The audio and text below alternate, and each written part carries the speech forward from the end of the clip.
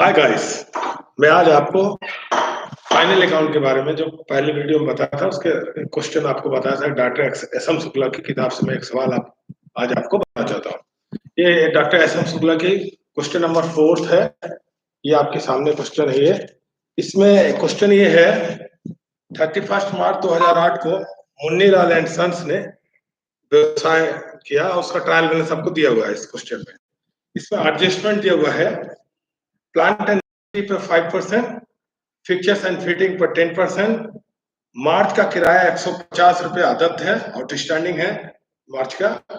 Debtors पर 2.5% reserve provision करना है आपको। प्रीपेड इंश्योरेंस है 70 रुपया, आउटस्टैंडिंग वेजेस है 800, आउटस्टैंडिंग सैलरी है 350 रुपीज, क्लोजिंग स्टॉक है 16,580 रुपया। क्रेडिटर जो है वो जो अपना क्लेम 60 रुपए का था उसको उसने एग्री किया 10 रुपए लेने के लिए, उसका एग्रीमेंट हुआ तो आपको फायदा हुआ।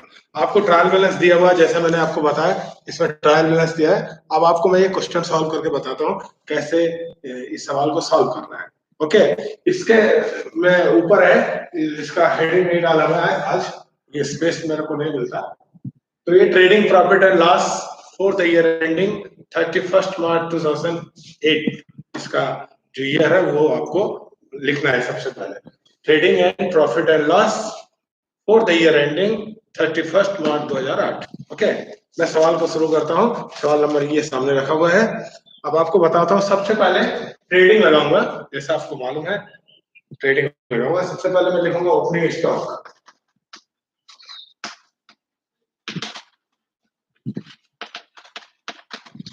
जो ओपनिंग स्टॉक है वो ट्रायल बैलेंस के डेबिट साइड में होगा।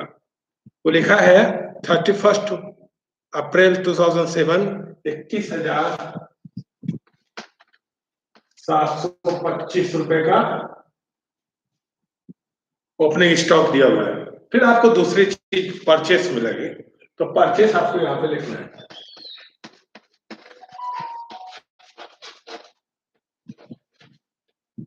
परचेस है वो दिया है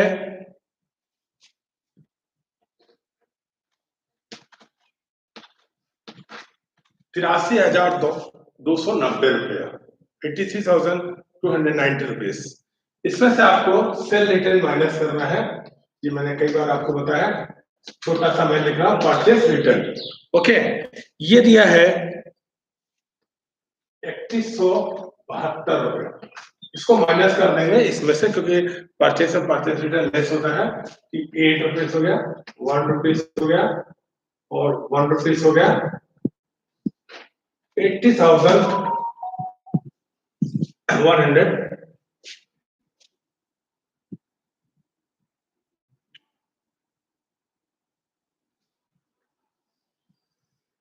इधर साइड होगा बाय सेल्स, देख लीजिए लिखा होगा सेल्स है।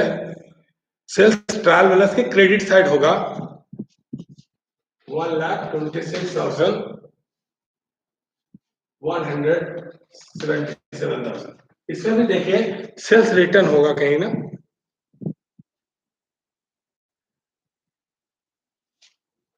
लेस सेल्स रिटर्न लिखा हुआ है 7,422 रुपीज। ये माइनस हो जाएगा इसमें।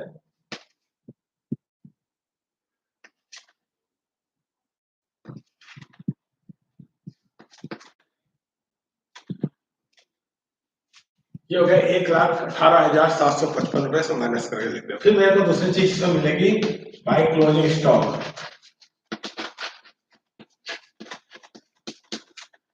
क्लोजिंग स्टॉक आपका है, इसमें दिया हुआ है 16,580 रुपए। ओके, मैंने क्या लिखा सबसे पहले, जो इजी बेस पे मिलना था वो मैंने ढूंढ लिया। सबसे पहले ओपनिंग स्टॉक में मुझे सेल परचेस मिला और सेल मिल गया, सेल में सेल रिटर्न माइनस कर दिया, क्लोजिंग स्टॉक मिल गया। अब मेरे को ढूंढना क्या है, वेजेस। वेजेस कितनी है,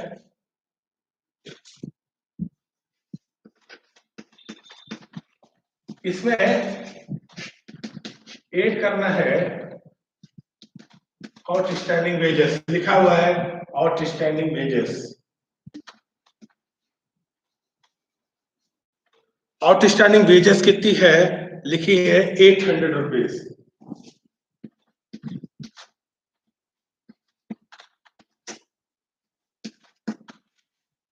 ये मेरा क्या है, वेजेस दिया है, उसमें आउटस्टैंडिंग वेजेस को प्लस कर दिया मैंने। फिर है कैरेज ऑन परचेस,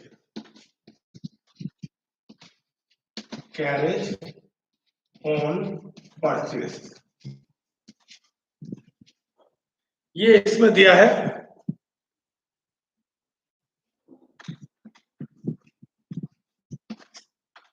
897 रुपया। फिर लिखा है मैन्युफैक्चरिंग एक्सपेंस,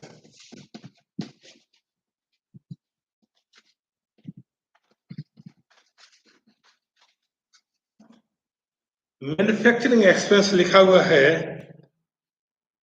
2680 रुपया।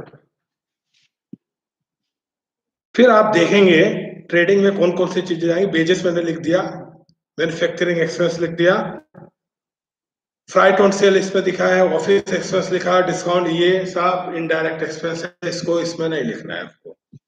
अब इसको इसमें से प्लस कर दीजिए और इधर जितना भी होगा 5 हो गया, 3 हो गया, 3 हो गया,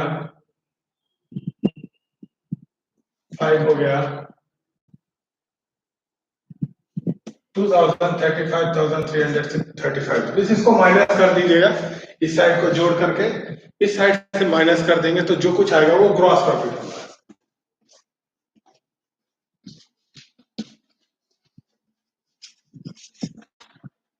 ग्रॉस प्रॉफिट कितनी आई आपकी, तो मैं माइनस नहीं कर रहा हूं,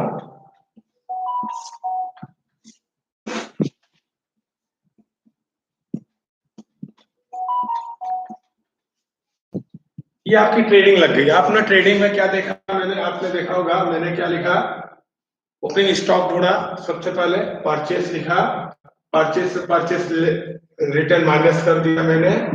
फिर आपको मैंने क्या लिखा, परचेस ऑफ परचेस वेजेस लिखा मैंने, आउटस्टैंडिंग वेजेस को मैंने जोड़ दिया, कैरेज लिखी, कैरेज ऑन परचेस लिखा हुआ डायरेक्ट, उसको कैरेज ऑन परचेस को मैंने लिख दिया, मैन्युफैक्चरिंग एक्सपेंस लिखा हुआ था मैंने उसको जोड़ दिया। फिर आपको देखा होगा सेल्स लिखा, सेल्स आपको ट्रायल बैलेंस के क्रेडिट साइड में मिल जाएगा आपको, लेस सेल्स रिटर्न आपको माइनस कर देना उसमें।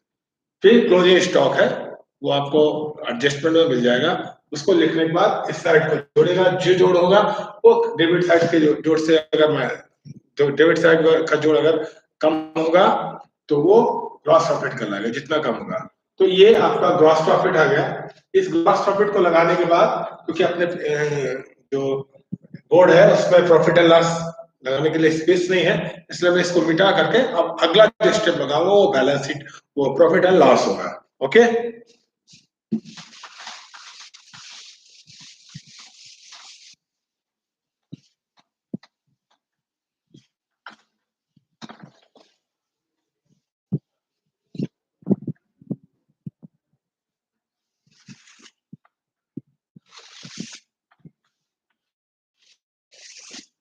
अब देखिए, अब जो प्रॉफिट एंड लॉस में बनाने जा रहा हूं उसमें सबसे पहले, जैसा कि आपको मैंने बताया कि ग्रॉस प्रॉफिट निकल गया है, इसको मैं यहां लिख दूंगा, वो कितनी है 18,266 रुपया। ओके, अब आप प्रॉफिट एंड लॉस को की कार्यक्रम को शुरू करते हैं। सबसे पहले इसमें इनडायरेक्ट एक्सपेंस लिखते हैं, तो सबसे पहले आपको लिखना क्या है, सैलरीज लिखनी है। क्या लिखनी है, सैलरीज। वेतन जरूर होगा, आपको क्वेश्चन में है ही है, ऑफिस सैलरी लिखी होगी, ये लिखिए। इसमें एड है आउटस्टैंडिंग सैलरी, इसमें बोल रखी है तो आपको जोड़ देना है इसमें। आउटस्टैंडिंग सैलरी इसमें दी है 350 रुपीज,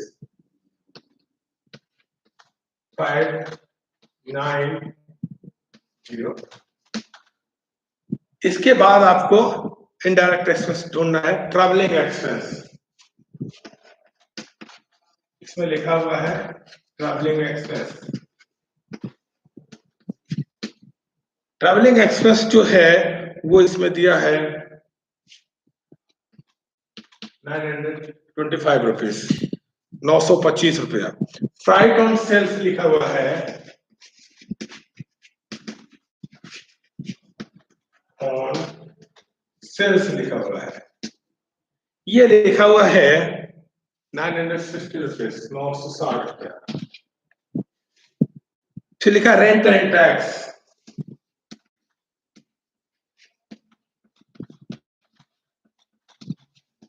ये लिखा हुआ है 1765। देखिए इसमें एक एडजस्टमेंट है, लिखा है कि मार्च के किराए मतलब मार्च का जो रेंट है वो 150 रुपीज आउटस्टैंडिंग है। मिस मार्च का जो रेंट है आपने नहीं दिया, इसको प्लस कर दोगे आउटस्टैंडिंग रेंट करके। आउटस्टैंडिंग रेंट 150 5 रुपीज 1, ये हो गया आपका इसका एडजस्टमेंट। फिर लिखा ऑफिस एक्सपेंस,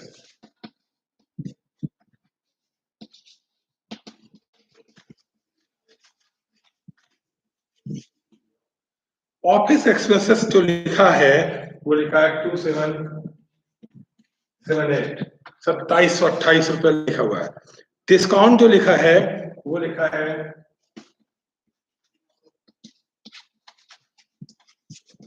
422 रुपये। ओके, फिर लिखा है इंश्योरेंस, इंश्योरेंस में एडजस्टमेंट है प्रीपेड का।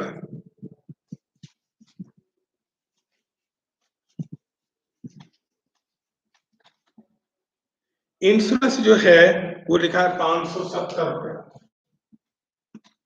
इसमें प्रीपेड है, लेस करना है आपको, प्रीपेड 70 रुपये, ये कितनी हो गई 500 रुपीज। ओके, ये डिस्काउंट है, इसमें आप कोई भी इनडायरेक्ट एक्सपेंस आपको देखने को नहीं है। ट्रैवलिंग एक्सपेंस आपने लिख दिया, रेंट एंड टैक्स लिख दिया, डिस्काउंट लिख दिया, इंश्योरेंस लिख दिया। आपको डिप्रिसिएशन लिखना है। आपको depreciation on plant and machinery, on plant and machinery. ये मशीनरी प्लांट एंड मशीनरी कितने की है 55,000 रुपए के, 55,000 रुपीज इसमें दिया है।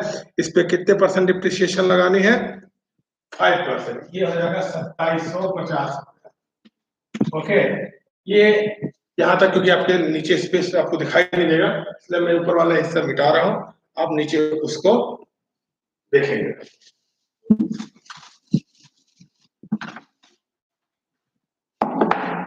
फिर है डिप्रिसिएशन ऑन फिक्चर्स एंड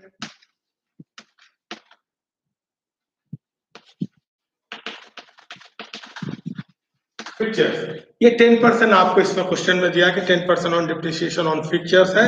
जो फिक्चर्स की वैल्यू है 1720, 10% हो जाएगा 172। ओके, फिर इसने क्या कहा है आपसे बैड डेट्स। देखिए मैं बैड डेट्स के बारे में आपको इसके बाद एक डिटेल ब्रीफिंग होगा, मतलब इस पर एक बहुत अच्छा सा चर्चा करूंगा। जितने भी डेटर्स पे एडजस्टमेंट होते हैं वो पूरा मैं आपको बताऊँ। अभी बोलता है 2.5% प्रोविजन करना है डेटर्स पे, 2.5%। कितने का डेटर है याद रखिएगा। बहुत से लड़के क्या करते हैं जब डेटर्स पर प्रोविजन करने का बोलते हैं तो बैड डेट्स पे निकाल देते हैं प्रोविजन। ऐसा नहीं है, डेटर्स पे होगा। आपको मालूम होना चाहिए देनदार 3 तरह के होते हैं, एक अच्छा, बुरा और संदिग्ध। अच्छा जो है गुड कहलाता है, मालूम है जैसा। बैड जो बुरा है, बैड डेट्स आपको देखने को मिलेगा। और प्रोविजंस जो है, रिजर्व फॉर प्रोविजन जो है संदिग्ध अवस्था में होता है, मिल भी सकता है और नहीं भी मिल सकता। ये तीनों चीजें ट्रायल बैलेंस में आपको मिलेगी। इस क्वेश्चन में कहीं पे भी बैड डेट्स नहीं लिखा हुआ है। ओके, लेकिन ये कहता क्रिएट करो 5%, 2.5% ऑन डेटर्स पे आपको प्रोविजन करना है। तो लिखो 2 प्रोविजन फॉर बैड डेट्स। कितने परसेंट निकालना है 2.5%। डेटर कितने का है 47,800 का है। इसका आपको 2.5% निकालना है तो कैलकुलेटर से निकाल सकते हैं आप। जो डेटर है उस पे आपको कैलकुलेशन करने का एक अपना बेसिक, जो अधिकतर लड़के जो हैं वो इसी में गलती करते हैं कि डेटर जो है वो कैसे निकालते हैं।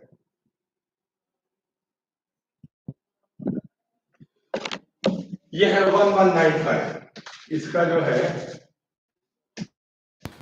0.5% निकाला provision for bad debts.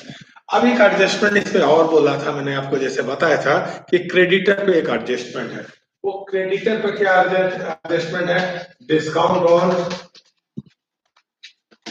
Creditor लिख दीजिए आप इसको। क्या है? एक क्रेडिटर था जिसको आपको 60 रुपए देने थे, लेकिन वो आपसे बातचीत करके उसको आप खाली इस बात पे एग्री करते हो कि आपको खाली 10 रुपए देने हैं, तो आपको कितने का फायदा हुआ? 50 रुपए। तो 60 रुपया 60 रुपीज माइनस 10 रुपीज, ये कितनी बची आपकी? 50 रुपए।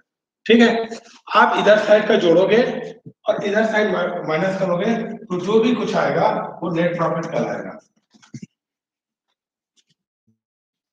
ओके, नेट प्रॉफिट जो इसमें किताब में दिया है 2604, ना कैलकुलेशन का अपने पास समय नहीं है, इसलिए मैं कैलकुलेशन जो इसमें दिया उस पर दिया, लगा सही, बिल्कुल 100% सही है। आपको कोई इसी तरह का तो शंका नहीं। ठीक, आपको मेन चीज आपने क्या देखा? प्रॉफिट एंड लॉस में इनडायरेक्ट एक्सपेंस ही लिखना है आपको, और इनडायरेक्ट एक्सपेंस में जो बेसिकली जो सेल्स से रिलेटेड हो, जो मैनेजमेंट से रिलेटेड हो, जो फाइनेंस से रिलेटेड हो, वो एक्सपेंस को लिखते हैं। क्योंकि बिजनेस को चलाने के लिए कई तरह के एक्सपेंसेस होती हैं, डायरेक्ट और इनडायरेक्ट। मैंने क्लासिफाइड करके मैंने आपको बताया था। डायरेक्ट क्या होता है? जो परचेस करने और उसको गुड्स को मैन्युफैक्चरिंग करने में जितने एक्सपेंस होते हैं सब डायरेक्ट एक्सपेंस होते हैं। उसमें जो फैक्ट्री एक्सपेंसेस है, परचेस करने में जो कैरेज लगता है, वो ये सब चीजें डायरेक्ट एक्सपेंस है। जो जिसका रिश्ता माल को बेचने के लिए रहता है, वो सब चीजें एडवर्टाइजमेंट में जो पढ़ाने आ रहा हूँ वो बैलेंस शीट है। उसको दो कैटेगरी में आपको बांटना है। पहला तो एसेट्स है, दूसरा है लायबिलिटीज। ओके, तो मैं आपको बैलेंस शीट बताता हूँ।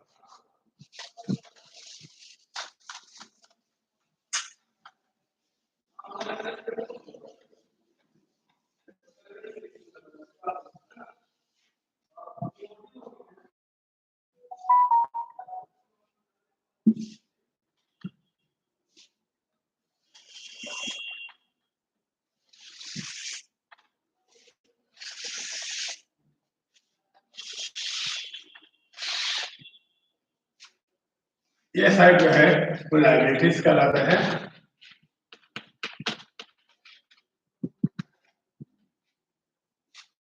ये साइड जो है एसेट्स कहलाता है।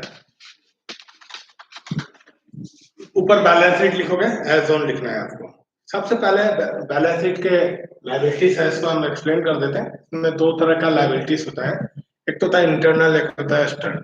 ठीक है, इसको लगाने की अपनी एक तरीका है। कुछ लोग इसको लिक्विडिटी के आधार पर लगाते हैं, लेकिन मैं आपको उसके तरीके पर ज्यादा जोर नहीं दे रहा हूँ, आप किसी तरह इसको लगाएं। ठीक, सबसे पहले है कैपिटल लिखते हैं अपन। कैपिटल क्वेश्चन में दिया होगा, वो भी ट्रायल बैलेंस के क्रेडिट साइड आपको देखना है। लायबिलिटीज में जो भी अमाउंट लिखी आएगी वो ट्रायल बैलेंस के क्रेडिट साइड से ली आएगी और एडजस्टमेंट से ली आएगी। क्रेडिट साइड में कैपिटल जो दिया हुआ है वो लिखा है 93,230 रुपीज, 93,230 रुपया है। और इसमें कैपिटल में नेट प्रॉफिट को जोड़ते हैं, इंटरेस्ट ऑन कैपिटल को जोड़ते हैं, लेस क्या करते हैं? ड्राइंग को लेस करते हैं, इंटरेस्ट ऑन ड्राइंग को लेस करते हैं, लॉस ऑन बिजनेस को लेस करते हैं। इतनी चीजें तो दो चीजें जुड़ती हैं और तीन चीजें घटती हैं। ओके, तो इसमें सबसे पहले मैं आपको नेट प्रॉफिट जोड़ देता हूं। इसमें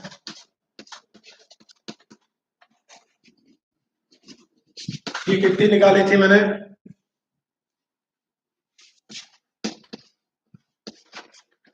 ये अंदर ही प्लस करके लिखोगे इसको।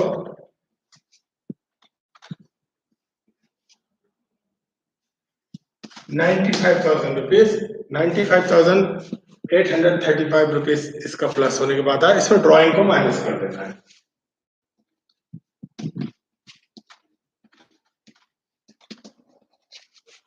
ड्राइंग कितनी है इसमें, इस क्वेश्चन में दिया है ड्राइंग 6,820 रुपीज। ओके, इसमें 4,1,0,9,89,000 क्या आपका आ गया, माइनस कर दिया मैंने, पहले तो नेट प्रॉफिट को जोड़ा, माइनस कर दिया ड्राइंग को। ओके, इसके बाद जो माइनस करने के बाद जो भी अमाउंट होगी उसके बाद लिखोगे। अब ये इंटरनल लायबिलिटीज थी, जो कैपिटल था उसमें, ये इंटरनल लायबिलिटीज कैपिटल में मैंने नेट प्रॉफिट की जोड़ी, ड्राइंग को माइनस कर दिया। अब आपको क्रेडिटर लिखना है, मतलब इंटरनल एक्सटर्नल लायबिलिटीज की होता है।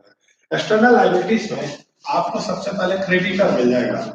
ओके, क्रेडिटर्स कहाँ मिले, सन्ड्री क्रेडिटर्स मिल जाएंगे आपको। वो कहाँ मिलेंगे, वो बैलेंस शीट के क्रेडिट साइड में मिल जाएगा। 22,680 रुपीज इसमें लिखा है, 22,680 रुपया। बिल्स पेबल जो है एक्सटर्नल लायबिलिटीज है, इसको मैंने लिख दिया। वो कितनी लिखे, 6,422। ओके, ये आपकी लायबिलिटीज इसमें जितनी दी है वो मैंने आपको लिख दी। अब इसके अलावा इसमें आउटस्टैंडिंग एक्सपेंस लिखोगे। क्या लिखोगे, outstanding salaries, outstanding sorry sorry sorry sorry sorry sorry sorry इसमें एक एडजस्टमेंट था, इसमें आपको एक डिस्काउंट था, उसको माइनस करना था 60 रुपीज, इसमें माइनस करके लिखोगे।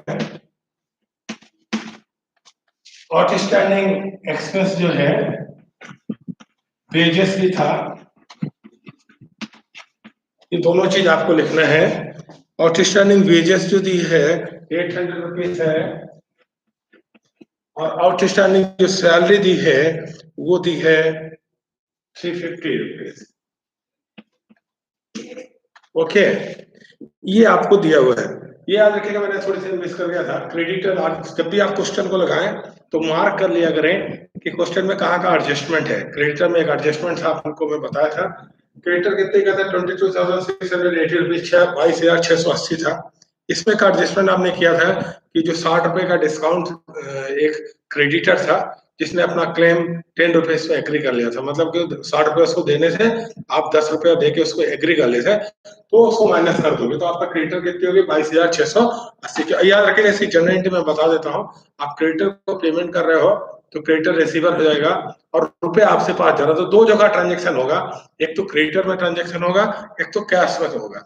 याद रखिएगा, जब भी आप कोई भी सवाल को सॉल्व करते हो, क्वेश्चन को सॉल्व करते हो, दिमाग में जनरल एंट्री को दिमाग में रखेगा कि अभी देखो मैंने क्या बोला, क्रेडिटर को मैंने पेमेंट किया, क्रेडिटर अकाउंट हो गया, रिसीवर हो गया, और क्या चला गया मेरे पास से, कैश चला गया।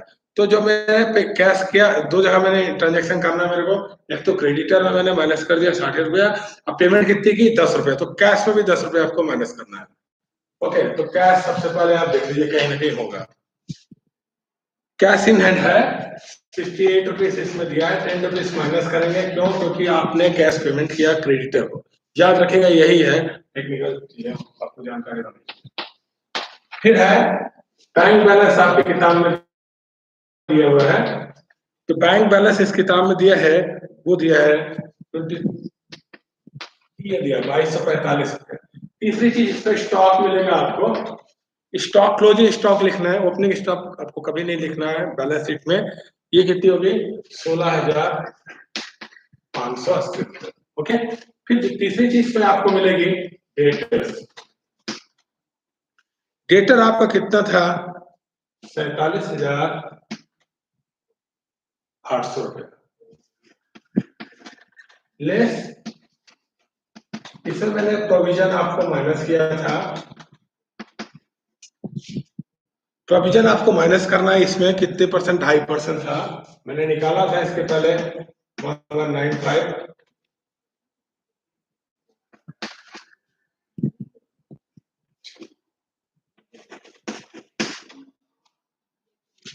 इसके बाद आपको इसमें मैंने लिखे थे प्लांट एंड मशीनरी,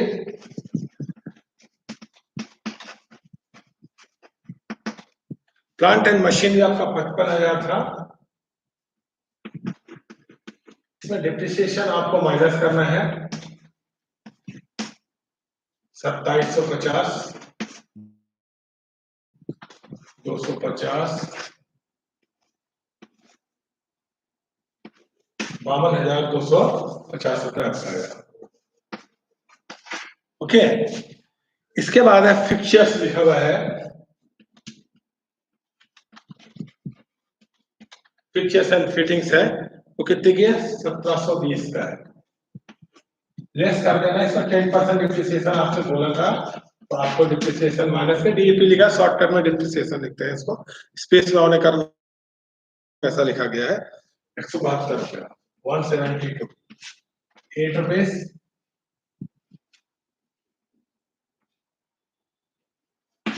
ये आपका फिक्चर्स हो गया। अब आपके एसेट्स इसमें नहीं है, लगभग इस तो कोई भी एसेट्स नहीं है। आपको अब एडजस्टमेंट से एसेट्स लेनी है, तो सबसे पहले लिख लें प्रीपेड इंश्योरेंस। प्रीपेड इंश्योरेंस कितने का है? लिखा हुआ है 70 रुपए का। एक आउटस्टैंडिंग रेंट भी है 150 रुपीज का, लिखना भूल गया।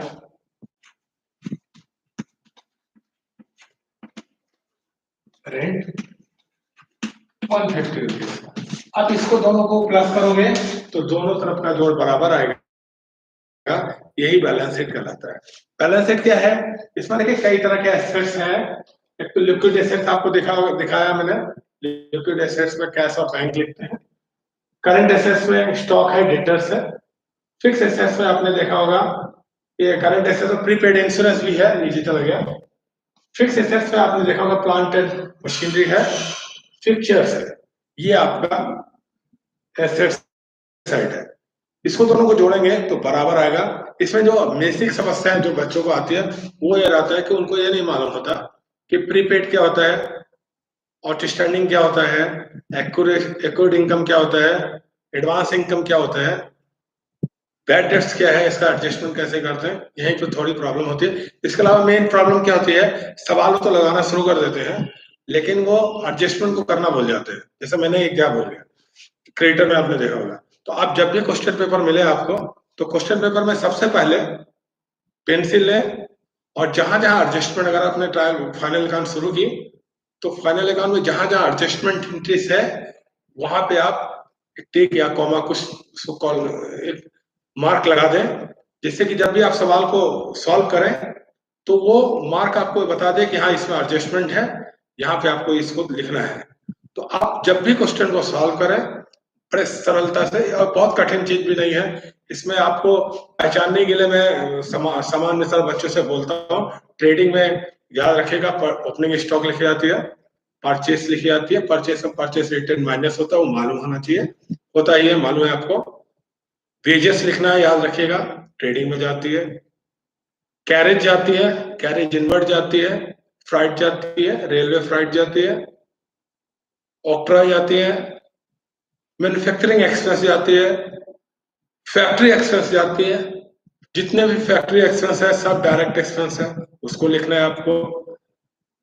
क्रेडिट साइड बहुत छोटा, दो ही चीजें लिखी जाती हैं। सेल्स लिखते हैं, सेल में सेल रिटर्न माइनस करते हैं, क्लोजिंग स्टॉक लिखते हैं, बस इतनी ही चीज लिखते हैं। जोड़ के घटा देंगे तो आपको ग्रॉस प्रॉफिट आ जाएगा। प्रॉफिट एंड लॉस में आपको क्या लिखना है, मैं फिर से आपको बता देता हूँ। प्रॉफिट एंड लॉस में आपको इनडायरेक्ट एक्सपेंस लिखना है। उसमें तीन तरह का है, दिमाग को बिल्कुल फिट कर लीजिए। पहला है मैनेजमेंट एक्सपेंस, दूसरा है फाइनेंशियल एक्सपेंस, तीसरा है सेलिंग एंड डिस्ट्रीब्यूशन एक्सपेंस। तीन ही एक्सपेंस होते हैं। मैनेजमेंट एक्सपेंस में आपको मालूम ही है, सैलरी है, रेंट एंड टैक्सेस है, स्टेशनरी एक्सपेंसेस है, ऑफिस एक्सपेंसेस है, ट्रैवलिंग एक्सपेंसेस वगैरह है। फाइनेंशियल एक्सपेंस में इंटरेस्ट ऑन लोन होगा, इंटरेस्ट ऑन कैपिटल हो सकता है, डिस्काउंट किसी पर आपने दिया हो वो हो सकता है, कमीशन हो सकता है। और एडवर्टाइजमेंट में क्या आएगा, वो सेलिंग एंड डिस्ट्रीब्यूशन में कैरेज आउटवर्ड आ सकता है, ट्रैवलिंग एक्सपेंस इसमें भी आ सकते हैं। अगर कहते क्वेश्चन ये बोल दे कि 60% on purchase and 40% on sales, तो ट्रैवलिंग एक्सपेंस इसमें भी आ सकता है। इसको ध्यानपूर्वक याद रखें। ट्रैवलिंग एक्सपेंस ट्रेडिंग में भी जा सकता है, प्रॉफिट एंड लॉस में भी जा सकता है। कंडीशन अप्लाई है, ट्रैवलिंग एक्सपेंस इसमें जा सकते हैं। तो सेलिंग एंड डिस्ट्रीब्यूशन में ट्रैवलिंग एक्सपेंस भी जाएगा आपको, एडवर्टाइजमेंट जाएगा ये आपको, और अदर एक्सपेंसेस है, पैकिंग एक्सपेंस है, डिस्ट्रीब्यूशन एक्सपेंस है, ये सब सेलिंग एंड डिस्ट्रीब्यूशन एक्सपेंस में जाएगा। इनकम साइड, अगर प्रॉफिट एंड लॉस की क्रेडिट साइड हम बात करेंगे, तो ग्रॉस प्रॉफिट लिखेंगे, आपको लिखना है, क्योंकि ग्रॉस प्रॉफिट अगर आए तो आपको ग्रॉस प्रॉफिट लिखना है आपको। रेंट आपने अगर किसी बिजनेस प्रोमिसेस को किराए में दिया, तो अगर रेंट आपको मिलता है तो उसको लिखना है उसमें। कमीशन आपको मिलता है कहीं से, किसी चीज से, तो आपको लिखना है। डिस्काउंट आपको मिलता है तो लिखना है आपको। डिस्काउंट डेबिट में भी लिखा था, क्रेडिट में भी लिखा था। ट्रायल बैलेंस का अगर डेबिट में है डिस्काउंट तो डेबिट में रहेगा, क्रेडिट में है तो क्रेडिट में लिखेगा।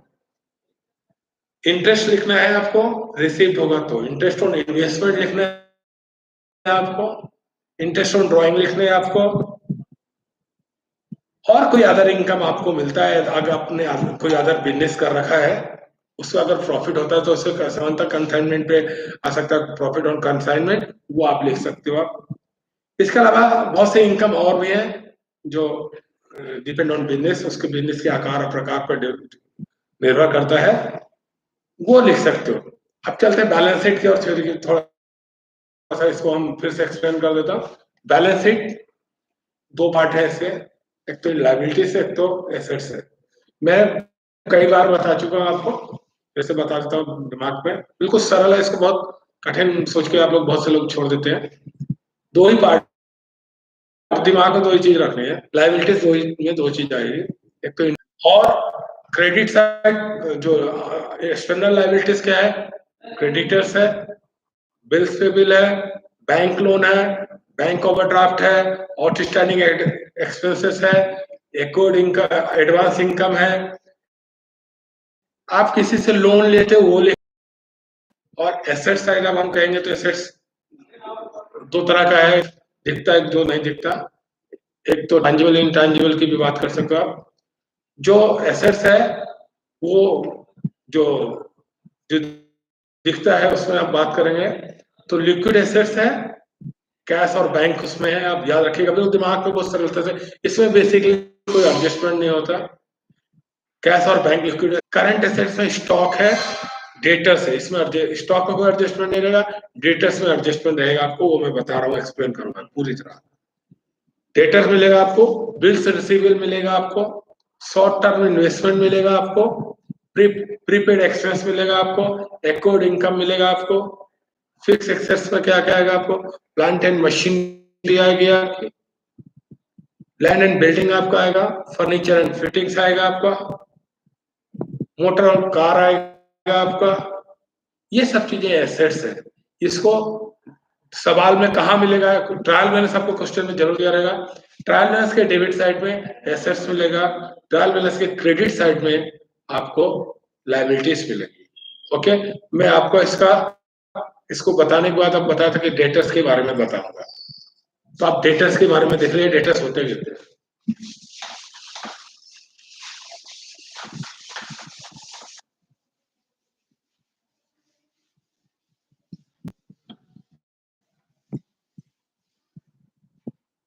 जो डेटर है, अगर हम डेटर का हैं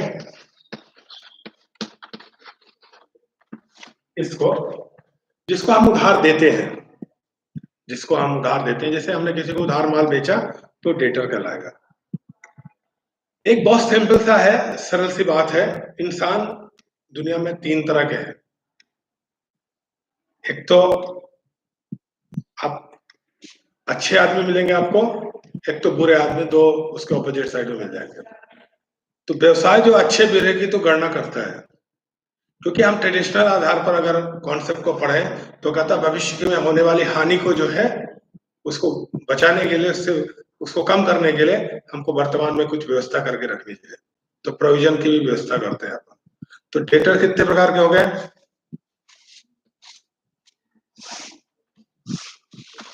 एक तो गुड हो गया, एक तो बैड हो गया आपके। तो डाउटफुल हो गया है। ये 3 तरह के डेटर्स आपको मिलेंगे। इसी 3 प्रकार के डेटर्स में एडजस्टमेंट करना है आपको। इसी के एडजस्टमेंट में लोगों को दिक्कत हो जाती है। जैसे क्या होता है आपके क्वेश्चन में, जब भी आपको फाइनल अकाउंट, जब भी किसी व्यक्ति के द्वारा कहीं पे भी सवाल या पेपर में क्वेश्चन आएगा तो इसमें ट्रायल बैलेंस जरूर देगा, क्योंकि बुक कीपिंग जर्नल एंट्री करते हो आप, एंट्री करने के बाद पोस्टिंग करते हो लेजर में, उसके बैलेंस को कहाँ कर लेके आते हो, ट्रायल बैलेंस। जो ट्रायल बैलेंस होता है मैथमेटिकल एरर्स को फाइंड आउट करने के लिए बनाया था, उसी के आधार पर ही हम फाइनल अकाउंट बनाते हैं। यदि ट्रायल बैलेंस आपका सही नहीं है तो बैलेंस शीट आपका सही नहीं आएगा, में सवाल गलत होगा। ओके, उसको सही नहीं मानाएगा। तो ट्रायल बैलेंस आपको सबसे पहले देखने लगाने से पहले कि सही है कि नहीं, अगर दोनों से बराबर नहीं आ रहा तो सवाल आपका सही नहीं आएगा, ये जान करेंगे। तो सबसे पहले ट्रायल बैलेंस आप जानते हो, ट्रायल बैलेंस में डेटर कहाँ लिखा रहता है देख लीजिए। मैं एक पहला कंडीशन, एक छोटा सा मैं आपको उदाहरण से बता रहा हूँ कैसे कैसे एडजस्टमेंट एंट्री, कैसे कैसे कहाँ का इम्पैक्ट होता है बैड डेट्स लिखने से। देखिए ट्रायल बैलेंस है,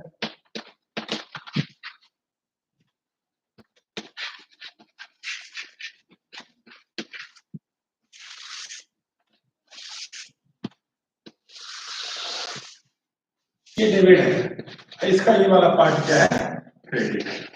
ओके, तो डेटर कहाँ मिलेगा आपको, वो लिखा रहेगा यहाँ पे। ये मान लीजिए लिख दिया 1 लाख रुपए, एज्यूम बैठा मैंने अपने से बता दिया 1 लाख रुपए है, ठीक है। और बैड डेट्स मिलेगा आपको, ये भी इसी यहीं पे मिलेगा, मान लीजिए कि 1000 रुपए। ओके, यहाँ पे कंडीशन ये होगी, और यहां भी लिखा रहेगा प्रोविजन फॉर बैड डेट्स, ये मान लीजिए 2000 रुपए, ऐसा लिखा रहेगा। इसका ट्रीटमेंट प्रॉफिट एंड लॉस में क्या होगा, बैलेंस शीट में क्या होगा, और कैसे कैसे लिखेंगे ये बताना है। लेकिन इसके पहले क्या एडजस्टमेंट इंटरेस्ट लिख देता, इसमें एडजस्टमेंट लिखा रहेगा, जो नीचे आप क्वेश्चन में जरूर लिखा रहेगा, समानता क्वेश्चन दिया रहता है एडजस्टमेंट में, आप नोट देखोगे तो उसमें लिखा रहेगा क्रिएट ए 5%, क्या लिखा रहेगा, क्रिएट ए 5% बैड डेट्स, ऐसा लिखा रहेगा प्रोविजन फॉर बैड डेट्स 5%, ये आपको क्वेश्चन के नीचे लिखा रहेगा rate the 5% bad debts for debtor on debtors, ऐसा लिखा रहेगा। या हिंदी में बोलेंगे देनदारों को 5% का संचय कीजिए, ऐसा लिखा रहेगा। ये इसका ट्रीटमेंट कैसे होगा, ये मैं आपको प्रॉफिट एंड लॉस में कैसे लिखेंगे, अपन बैलेंस शीट में कैसे लिखेंगे, ये देख लीजिए आप। समझ गया, ये ट्रायल बैलेंस है। मैंने क्या बताया कि डेटर कितने का, 1 लाख रुपए का है। Bad debts already trial balance के डेबिट साइड में लिखा रहेगा, वो कितनी है, 1000 रुपीज है। प्रोविजन फॉर बैड डेट्स में लिखा रहेगा, वो ट्रायल बैलेंस के क्रेडिट साइड में होगा, वो कितनी है, 2000 रुपीज है। और नीचे लिखा रहेगा, पहला कंडीशन पे बता रहा हूँ, अभी कई कंडीशन है, इसमें से पहला condition provision for bad debts 5%। इसका ट्रीटमेंट प्रॉफिट एंड लॉस पे कैसे लिखेंगे, बैलेंस शीट में कैसे लिखेंगे, ये आप देख लीजिए।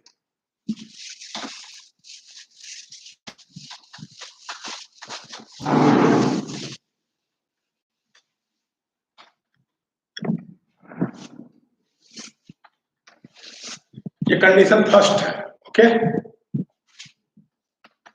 ये bad debts profit and loss है, प्रॉफिट एंड लॉस का डेबिट साइड है, याद रखिएगा, प्रॉफिट एंड लॉस का डेबिट साइड कितनी है, 1000। ये लिखेंगे, आप सीधे अंदर ले लेंगे छोटा सा, ओके। फिर मैंने क्या बोला, इसने क्वेश्चन में एडजस्टमेंट में लिखा है कि create 5% provision for bad debts और डेटर्स लिखा है, ओके। तो आप क्या करेंगे, provision 1 lakh rupees, 1 lakh rupees का डेटर मैंने लिखा था, उसका 5% कितना होगा, 5000 रुपीज होगा। ये मैंने लिख दिया, ये कितनी हो गई, 6000 रुपीज अंदर लिख दिया। फिर मैंने ट्रायल बैलेंस के क्रेडिट साइड आपने लिखा था प्रोविजन फॉर बैड डेट्स, कितने का, 2000 रुपीज, उसको माइनस कर देगा। यस, ओल्ड प्रोविजन कितनी, 2000 रुपीज, ये कितनी हो गई, 4000 रुपीज। ये कहाँ लिखेंगे, प्रॉफिट एंड लॉस में इस तरह लिखेंगे। इसका ट्रीटमेंट ये होगा कि क्या क्या इसमें ट्रायल बैलेंस में डेटा लिखा हो, बैड डेट्स लिखा हो, ओल्ड प्रोविजन लिखा हो और न्यू प्रोविजन एडजस्टमेंट में लिखा हो। तो कैसे लिखेंगे, पहले बैड डेट्स देखिए कितने का लिखा, मैंने बैड डेट्स को लिख दिया, फिर न्यू प्रोविजन को उसको प्लस कर दिया आपने, उसको प्लस करने के बाद ओल्ड प्रोविजन को मैंने माइनस कर दिया। अब बैलेंस शीट में इसका ट्रीटमेंट, एक कंडीशन फर्स्ट है, कई कंडीशन, उसमें से सारा कंडीशन मैं बता रहा हूँ। ये बैलेंस शीट है, बैलेंस शीट का एसेट साइड है, एसेट साइड में लिखते हैं तो डेटा लिखेंगे सबसे पहले। देखिए मैंने यहाँ पे कई चीजें प्लस माइनस किया, लेकिन बैलेंस शीट में क्या करेंगे, देखिए कितने का था, 1 लाख रुपए का डेटा था, ओके, इसमें लेस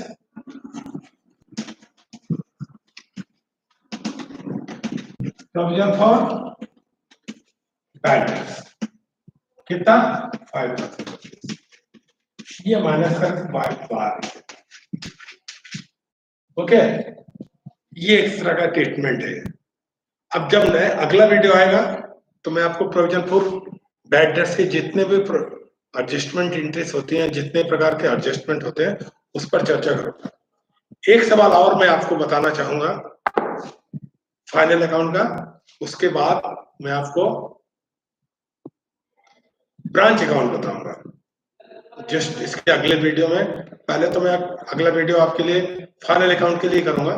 फाइनल अकाउंट में आपके जितने भी क्वेरीज है, जितने भी आपको समझ में नहीं आता, जो चीजें आपको नहीं समझ में आता, वो मैं आप पूछ लीजिएगा।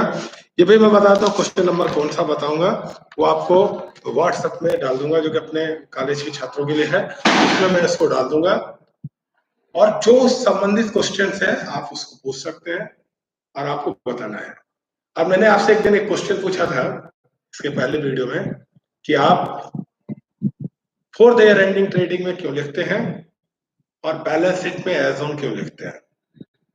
आपने उसका आंसर नहीं दिया, मैं बता देता हूँ। एज ऑन का मतलब है टिल द टाइम में, अभी, अब भी जस्ट। इसके बाद क्या होगा, मैं यहां से बाहर निकलता हूं तो मैं हो सकता है चश्मा उतार दो, ये अपना परिचय पत्र उतार दो, घर में जाऊं तो पैंट शर्ट बदल दो, तो मैं इस समय जो हूं, वर्तमान में जो दिख रहा हूं, उसी स्थिति में हूं।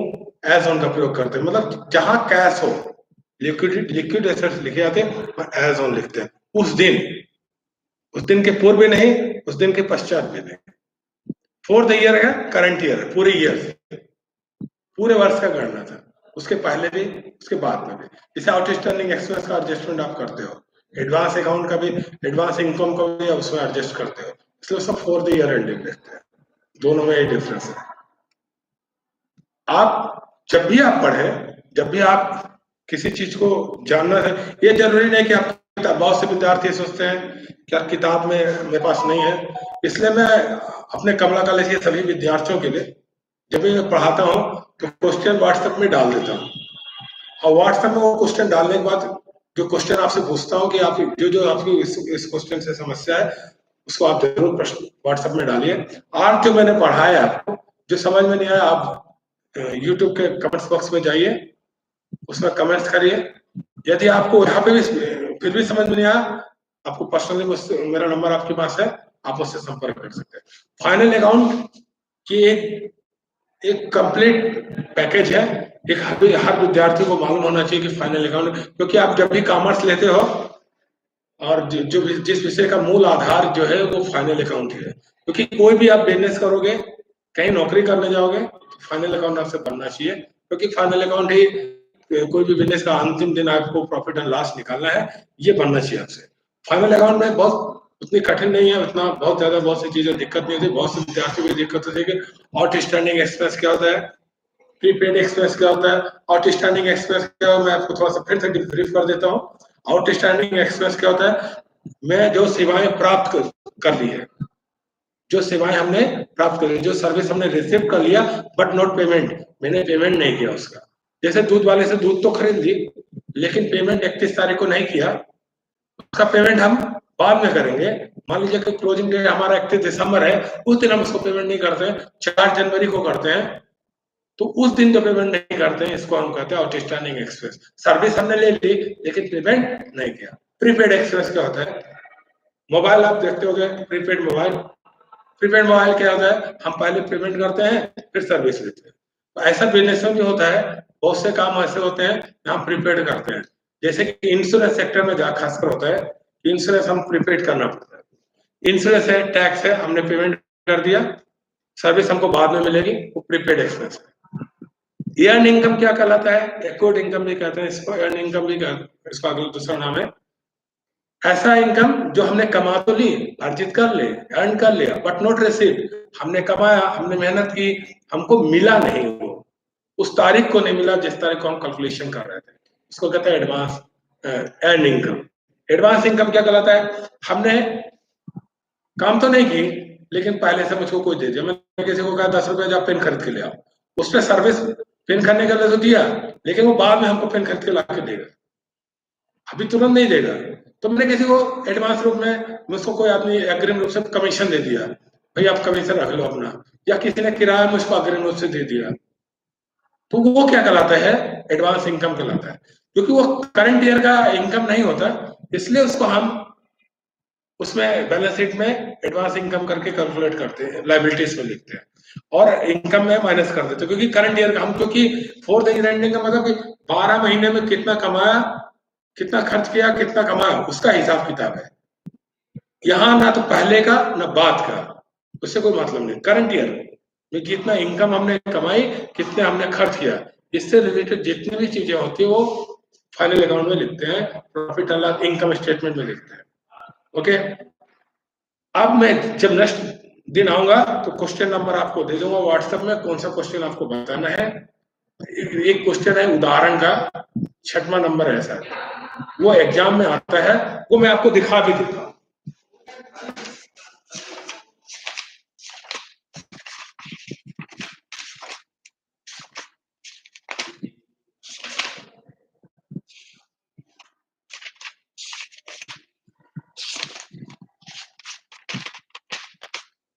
ये क्वेश्चन देख लीजिए, ये अगली बार जब भी मैं आऊंगा तो आपको बताऊंगा। ये डॉक्टर एस.एम. शुक्ला का किताब से है और फर्स्ट बीकॉम फर्स्ट ईयर में। ये उदाहरण एग्जाम्पल नंबर 5, ये यूनिवर्सिटी के क्वेश्चन में कई बार आ चुका है। ये लगभग इसी तरह के क्वेश्चन आते हैं, बहुत ज्यादा कठिन नहीं आते, क्योंकि फाइनल अकाउंट को अगर लगाना शुरू करोगे तो वो बहुत लंबी चलती है।